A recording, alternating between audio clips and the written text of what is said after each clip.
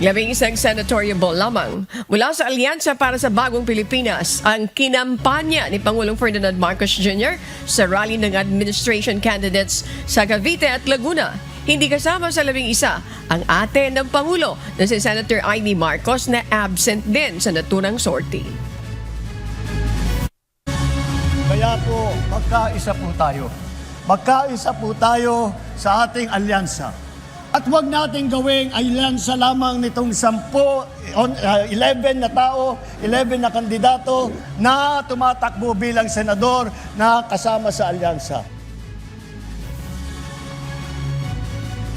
Ayon naman sa senadora, walang problema sa kanya kung hindi siya nabanggit ng kanyang kapatid na si PBBM. Matagal na rin anya silang hindi nagkakausap na magkapatid. Yung tungkol sa rally na hindi na ako binanggit, okay lang.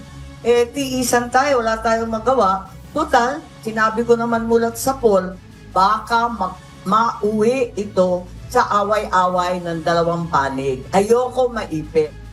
Matagal na rin yung tiis ko sa totoo lang. Nahihirapan ako, hindi ko nakakausap ang aking kapatid, kundi sa publiko.